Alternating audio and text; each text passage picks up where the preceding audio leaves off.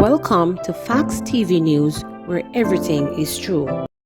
The RMA has been effective in containing COVID-19, says PM. Prime Minister under Holness says the government has utilized the Disaster Risk Management Act, DRMA, to great effect to restrict novel coronavirus transmission. We have struck, and I think, a fair balance in controlling movements and gathering, mask wearing, shielding the elderly, and controlling access to persons who are in state care and custody. That has kept the numbers low, he said.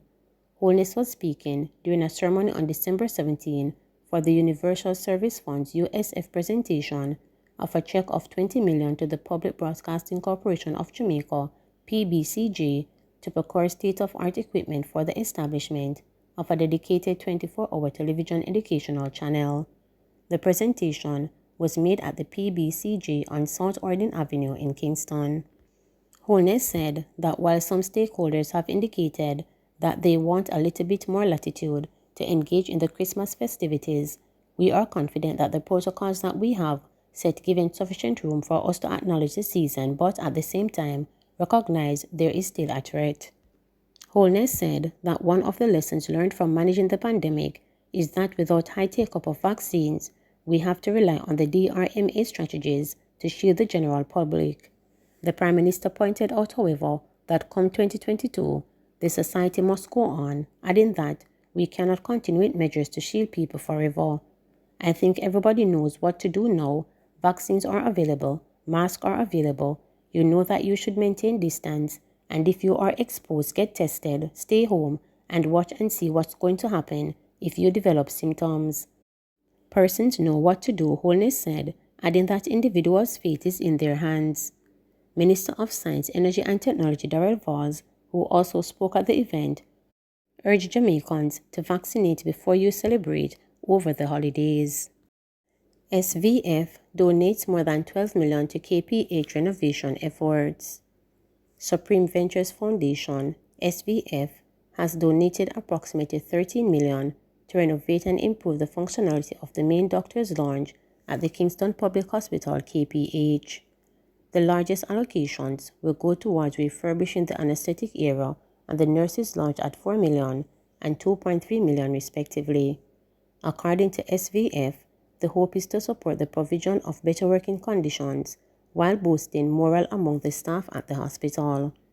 SVF Director Heather Golson pointed to the importance of supporting healthcare workers, particularly during this difficult period caused by COVID-19. Our healthcare workers are consistently under tremendous pressure, and the last 2 years could easily be measured at the regular level multiplied by 10. We have to support them in any way we can, and we hope this project, once completed, helps in making their lives easier and more comfortable as they work tirelessly to save lives, said Golson.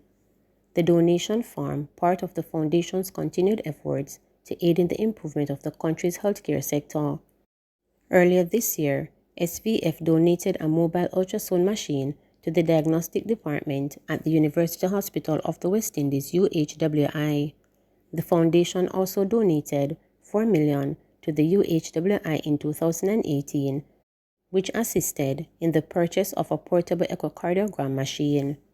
As the fight against COVID-19 continues, SVF hopes to encourage healthcare workers and all Jamaicans to stay positive as each person plays their part to end the pandemic. Our frontline heroes are so deserving of our ultimate respect, recognition, and support. Donations to the projects such as these ensure we recognize their sacrifice, said Golson. In the meantime, head of the Department of Anesthesia and Intensive Care of KPH, Dr. Christine Stephen, said the hospital is grateful for the donation. Thanks to the gracious support of Supreme Ventures Foundation, this department at Kingston Public Hospital and Victoria Jubilee Hospitals will benefit from well-needed renovations to several areas of the hospital we heavily utilized. These include our administrative office, lounge and call room facility, as well as a family conference area, said Stephen. We noted that the department was thankful for the initiative as it will significantly improve the working conditions of doctors and nurses who spend a considerable amount of time within the hospital caring for the island's sickest patients. A treat from Wendy for Work to Home for Girls. Staff and 15 residents at the Worthy Home for Girls in St. Andrew were delighted to welcome a team from Wendys last week for a special Christmas lunch courtesy of the popular quick service restaurant. Wendys marketing officer Chadale Simit said the company decided to treat all the girls home in recognition of the brand's commitment to youth development and empowering girls.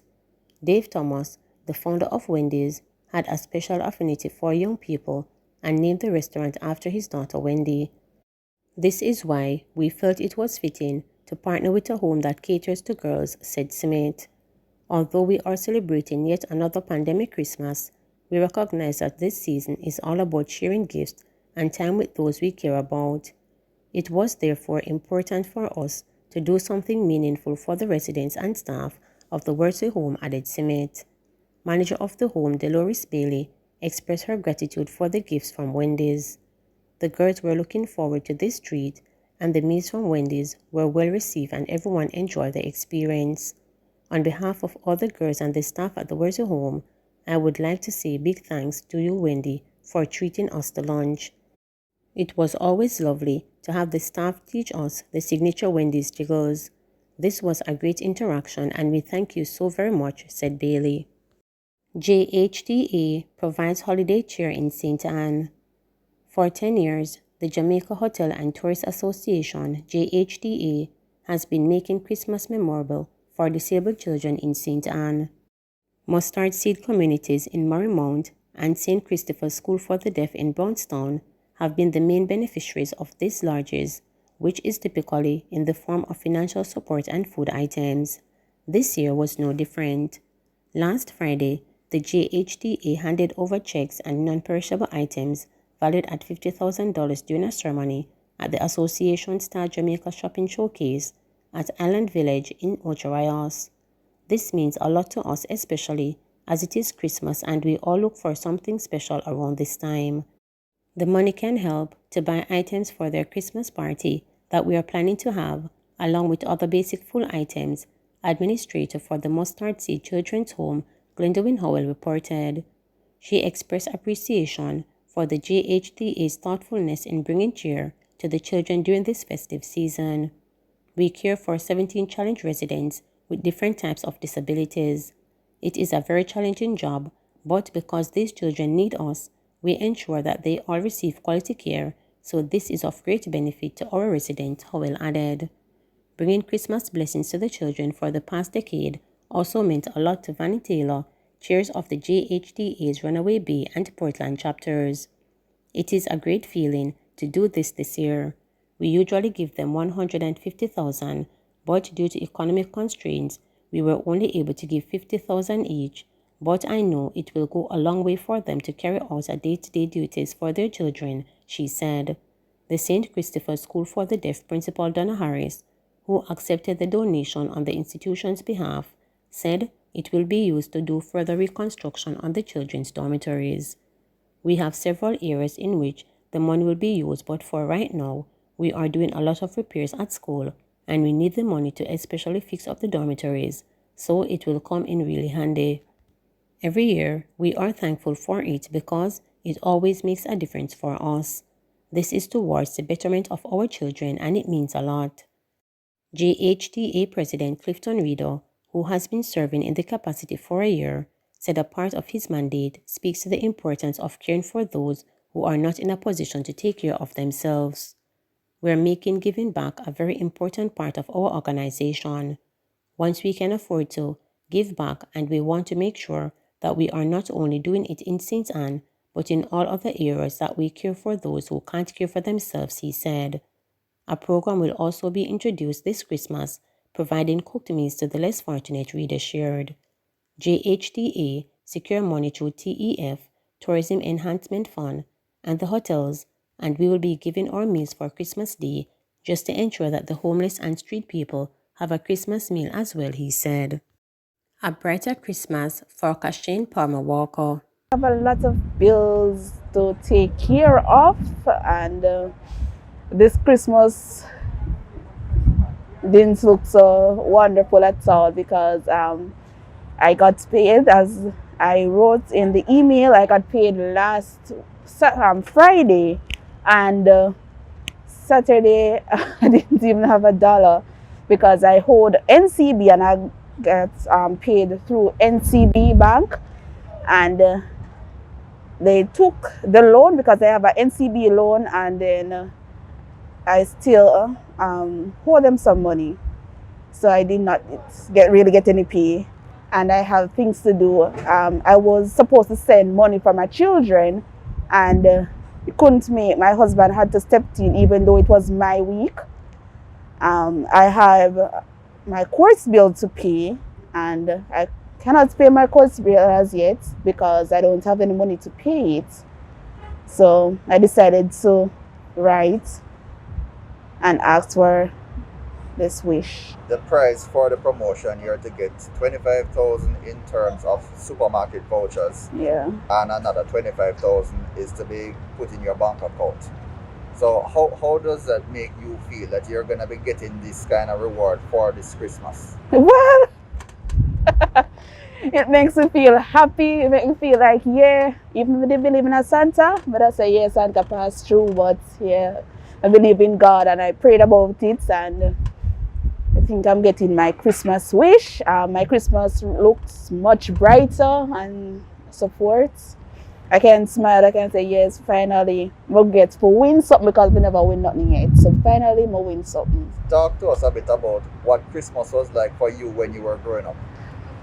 You know, this morning, my husband and I, we were talking about that same thing. And he was saying to me that he doesn't believe in tradition and so forth. Because I was telling him that as a child growing up, my grandmother, she passed away in October.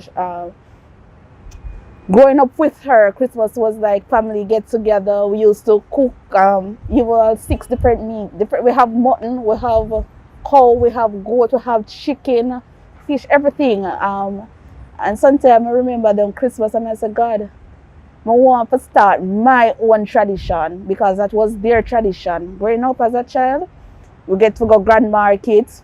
We see people who want us in a long time and something. We get gifts. We always get new clothes and stuff from foreign. Them look at something there. So it was good growing up as a child. Okay. And you say you wanted to make your own Christmas tradition? Yes, I want to make my own tradition with my family. We don't know when Jesus was born, but at least we remember that he was born in this season. And traditionally, it's the season for giving. It's the season of love. It's the season of happiness. It's the season of everything good. Thank you, RGR Gleaner Group, because you have made my Christmas much brighter. And I thank you for considering me, even though I know that there's a lot of other applications and so forth, and you chose me. And I want to thank you. Please remember to subscribe, like, share, and click the notification bell for daily updates.